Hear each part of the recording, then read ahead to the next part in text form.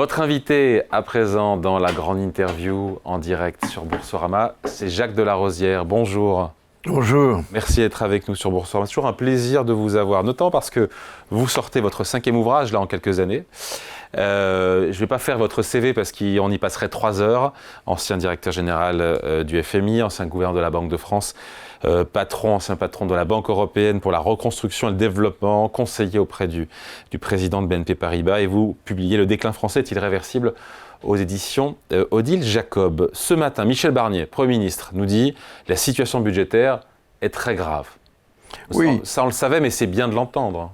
Oui, elle est très grave, cette situation, parce que, certes, dans l'instant, nous avons un déficit qui est de l'ordre de 6% du PIB, ce qui est énorme, qui est 2 fois la limite maximum autorisée par Bruxelles. Mais ce n'est pas tellement ça qui est important, c'est la trajectoire. Et la trajectoire est l'objet d'un déni à peu près général de la classe politique, et c'est le suivant, c'est que si vous êtes à 50%, voire 60% de votre dette publique par rapport à votre produit intérieur brut, ça va à peu près. Mais si vous êtes comme nous, 56, 58 plus de 110%. Ah pardon, en dette publique. C'est la dette publique la dépense publique c'est la dette publique par rapport au PIB. C'est toujours ça qu'il faut regarder. Alors, 112%, c'est beaucoup trop, parce que le service de la dette devient très élevé.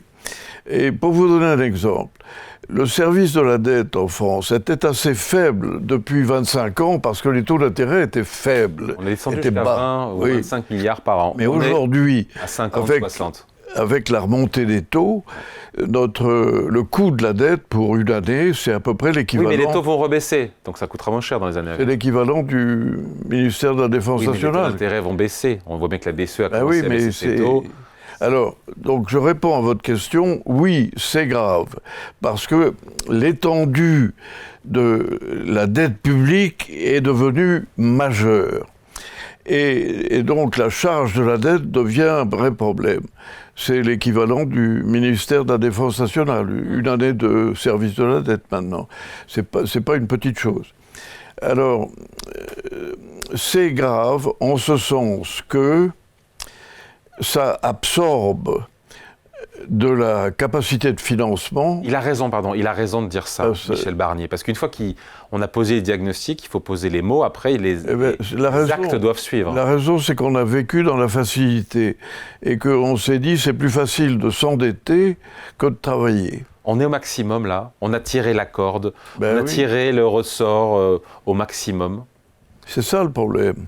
Et comment savoir s'il n'y a pas encore, on ne peut pas encore tirer un peu sur la corde? Nous sommes trop endettés et on croyait qu'en s'endettant, on pourrait investir plus. Et on a fait une erreur. Parce qu'en s'endettant, on investit moins. Alors ça paraît paradoxal, mais la vérité c'est que quand vous ne donnez pas de rémunération à l'épargne qui se met dans des projets à long terme de caractère productif, quand vous ne donnez pas de rémunération... Mais qui donne pas de rémunération? C'est la Banque Centrale Européenne qui a ramené les taux à 0. Ça, c'était avant, ça. Oui, mais nous en subissons le contre-coup. Ça fait 25 ans que les taux d'intérêt réels sont à 0. Comment voulez-vous... Mais c'est vertueux quand on a un taux de financement qui est très bas, d'investir dans un bon projet, justement. Si le projet est bon et que le taux de financement est très très bas, c'est vertueux. C'est le contraire, parce que les épargnants qui sont à la base de l'investissement sont pas très attirés par des rémunérations à taux zéro. Alors qu'est-ce qu'ils font ? Ils font ce que Keynes avait prévu et qui s'est exactement passé comme ça. La trappe à la liquidité. Ils raccourcissent leur placement. Ils gardent leur compte en banque, ils mettent des billets sous les oreillers, ils veulent être liquides. Et quand vous êtes devant une population qui devient liquide, les Français épargnent mal. Vous avez moins d'investissement. Et le drame de la politique monétaire que nous avons vécu pendant 25 ans, c'est qu'elle a conduit à moins d'investissement. C'est la première fois dans l'histoire économique qu'on voit Mais elle voulait bien faire, elle pensait bien faire. Investissement productif. Alors il y a beaucoup d'investissements immobiliers spéculatifs. Mais si vous prenez tout ce qui est productif et que vous ne mettez pas le logement dedans, vous avez peu d'investissement. Et la France a malheureusement souffert de cette absence d'investissement, c'est son problème majeur, et elle n'a pas su rémunérer les épargnants comme il faut. Le résultat, c'est que les épargnants sont devenus liquides, super liquides, et que l'investissement productif est tombé. C'est pas une réussite, ça. C'est un échec de la politique monétaire. Et je le dis depuis des années, mais je suis rarement écouté, sauf par vous, David Jacot, qui me faites l'honneur de... Je ne suis pas le seul. Je suis pas le seul. Ce n'est pas la bonne politique. Alors, le déni, c'est quoi? Le déni, c'est tout va très bien. L'investissement tombe, oui, mais c'est pas grave ça. On s'endette. Alors, le résultat, c'est que la France s'est endettée massivement, mais pour des objectifs spéculatifs. C'est-à-dire, j'achète un appartement dans le 16e et je le revendrai dans 6 mois avec une valorisation supplémentaire. C'est ça qui est devenu la mantra européenne, et française en particulier. Résultat, nous ne sommes plus compétitifs, parce que notre dette publique a monté de manière abyssale, et que la charge des prélèvements obligatoires sur les entreprises les rend moins compétitifs. Mais on n'est plus compétitif que depuis l'arrivée d'Emmanuel Macron. Depuis l'arrivée d'Emmanuel Macron, la question de la compétitivité a été un peu réglée en France. Il y a eu des baisses d'impôts sur les entreprises, ça va mieux. Non, ça va pas mieux. Là, ça va peut-être mieux à la marge, mais la sous-compétitivité des entreprises françaises est manifeste. Depuis 20 ans, nous avons perdu le tiers de notre capacité industrielle. Mais depuis 7 ans, on n'a pas depuis 7 ans inversé la tendance ? Moi, je ne travaille pas dans la conjoncture, je travaille sur les trajectoires à long terme. Et la trajectoire à long terme, elle est tragique. Nous avons perdu le tiers de notre industrie. Alors peut-être que ça va mieux depuis 6 mois, mais c'est pas ça qui est intéressant pour un économiste. C'est la trajectoire. Et la trajectoire est désastreuse, parce que nous sommes moins compétitifs, et nous vivons dans un monde de compétition, et un monde ouvert. Alors, pendant des années, on a dit c'est pas grave, parce qu'on peut toujours emprunter. Et on empruntait en effet à bateau. Et on nous a bercé d'une équation mirifique qui est le G moins R. G, c'est quoi? C'est le taux de croissance de l'économie réelle. Et R, c'est le coût momentané de l'emprunt. Et alors, tant que R, c'est-à-dire le taux d'intérêt nominal, est plus bas que le taux de croissance de votre économie, tout va bien. Ben oui, c'est ce qu'on apprend à l'école. Hein. Tout est allé bien. Mais au prix d'un endettement massif, et le jour où les taux d'intérêt ont monté, on s'est dit, comment est-ce qu'on va faire? Et on s'est aperçu à ce moment-là que notre surendettement et la hausse des taux d'intérêt rendaient la situation très... Le responsable de la dérive des comptes publics depuis plusieurs années aujourd'hui en France, c'est Emmanuel Macron. Qu'est-ce que vous voulez me faire dire, là? La dérive des comptes publics en France, oui. Quasiment 6% de déficit public aujourd'hui.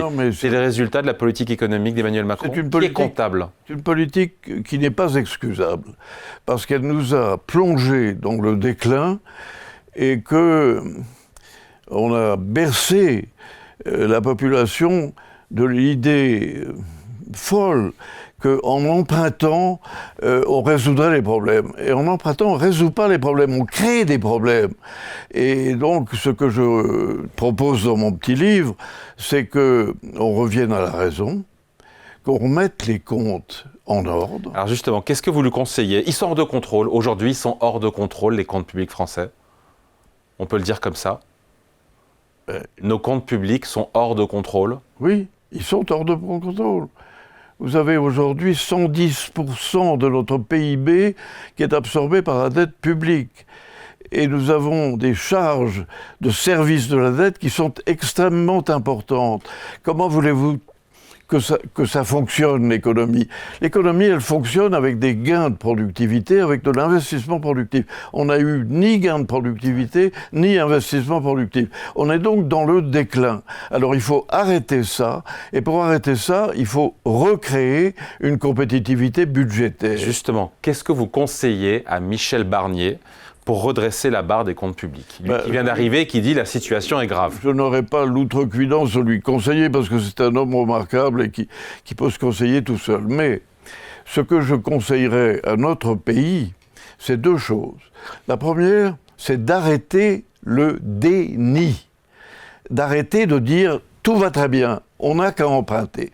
C'est ce qu'on nous a bercé pendant des années. Et nous ne sommes pas des infantilisés.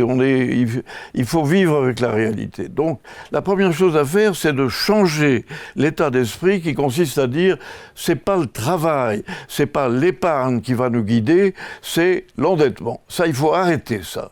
Et je pense que Barnier va arrêter ce déni. Et la deuxième chose, c'est qu'il faut commencer à réduire la dépense publique. La dépense publique en France est plus élevée. Elle est de l'ordre de 60% du PIB, alors qu'en Europe, elle est à 50%. Il y a 10 points d'écart. 10 points, c'est la différence entre la vie et la mort, la compétition et l'incompétitivité. Donc il faut réduire de 10% du PIB. On peut le faire. Ça fait 200 milliards. On peut le faire sans toucher aux prestations sociales. Oui, alors c'est ce que j'explique dans mon livre, parce que nous sommes victimes d'un chantage gouvernemental. On nous dit « Ah, vous voulez toucher le budget? Très bien, mais alors vous allez fiche en l'air tout le système social français et vous aurez la révolution. » Et j'ai voulu dans mon livre prouver que c'était faux, qu'on pouvait laisser intact le système social, pas touché, pas un centime, mais que sur l'autre moitié du budget, qui est la partie non sociale, on pouvait dégager 200 milliards en 10 ans. Donc moins d'agents. Vous voulez faire maigrir la fonction publique. Il faudra avoir moins d'agents publics. Regardez, en Allemagne, ils ont 15 millions d'habitants de plus que nous. Et ils ont 1 million de fonctionnaires de moins que nous. Alors, cherchez l'erreur. Je ne dis pas que cette comparaison est déterminante, mais elle guide. Il faut qu'on réduise nos dépenses publiques inutiles ou moins utiles pour arbitrer en faveur des dépenses publiques plus utiles. Les hôpitaux soignants, pas les hôpitaux administratifs. La recherche, l'enseignement qui malheureusement va à volo. Donc, on n'arrive pas à 20 milliards uniquement avec la fonction publique. Ça veut dire combien de suppressions de postes, ça? Écoutez, j'ai fait les calculs. On peut économiser 200 milliards sur 10 ans, ça fait 2 milliards par an. 20 milliards par an. 20 milliards. Et 20 milliards par an, c'est trouvable, Alors, on les à trouve condition où? de le vouloir. On les trouve où? On parlait du gel du point d'indice, des fonctionnaires, Écoutez, des prestations. Nous avons une des meilleures institutions d'audit financier du monde. La Cour des comptes. La Cour des comptes. Et moi, si j'étais le gouvernement, comme on dit trivialement, je demanderais à la Cour des comptes de reprendre chaque budget, chaque chapitre dans chaque budget, chaque ligne dans chaque chapitre, et de se demander la question que les Scandinaves se posent tous les ans, qui est de dire, si on commençait le pays aujourd'hui, est-ce qu'on ferait ça de la même manière? Et la réponse dans 95% est non, on ne le ferait pas comme ça, on le ferait avec plus d'économies. Et on tablerait aussi sur les économies de productivité qui sortent de l'informatique et de l'innovation. Et si on fait ça, moi je pense, je le montre dans mon livre, peut-être que je suis un peu optimiste, je l'accepte, j'accepte cette critique, mais je pense que l'ordre de grandeur de 20 milliards par an, pendant 10 ans, c'est-à-dire 200 milliards, est possible. Alors, je ne dis pas que c'est facile. Il y a le millefeuille territorial, j'ai vu. L'apprentissage. Vous dites l'apprentissage, il faut réduire le coût de l'apprentissage. Oui, mais il y a beaucoup plus mais ça marche bien l'apprentissage, on avait beaucoup de retard, maintenant on a plein d'apprentis. Je vous dis, il faut regarder les budgets un par un. On a accumulé des strates qu'on appelle religieusement les services votés, parce qu'ils ont été votés dans le passé. Alors on les reconduit à l'identique, sans les toucher. Moi je dis, il faut les toucher, il faut les regarder, il faut voir si les strates d'autrefois sont utiles aujourd'hui. Et la vérité, c'est qu'elles ne sont pas toutes utiles. Et donc il faut nettoyer. Dans un ménage, quand il est gêné en fin de mois, qu'est-ce qu'il fait ? Il regarde ses dépenses, il dit « Ah, on est allé trop au restaurant, les vacances ils sont trop chères, etc. » Il regarde les dépenses, il ne regarde pas le salaire. Le salaire, ils ne peuvent pas le toucher, et pour le moment.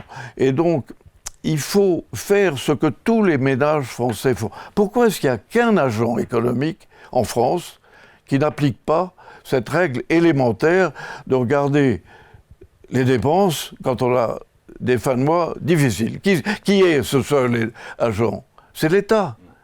Est-ce que c'est normal que l'État se dégage de la contrainte générale qui est de faire attention à la dépense publique? Alors, moi je dis qu'on peut trouver 200 milliards. Peut-être que ce ne sera pas 200 milliards. Mais l'ordre de grandeur est là. Il faut raisonner en ordre de grandeur. Jacques de la Rosière, si la France décline, c'est à cause de l'éducation. Rien ne va plus pour vous en matière d'éducation en France? Oui, l'éducation est un cas de ce déclin que je décris. Vous avez plus de 50% des élèves qui ont suivi leur scolarité qui ne sont ni à l'aise dans la compréhension du français, ni à l'aise dans ce que j'appellerais les mathématiques les plus élémentaires. Et c'est à peu près 54%. Alors, c'est un vrai problème. Parce que si vous voulez avoir une économie florissante, il faut que vous ayez des gens capables de connaître les bases de leur langue et les bases des mathématiques. Or, ce n'est pas le cas en France. Nous sommes très très loin.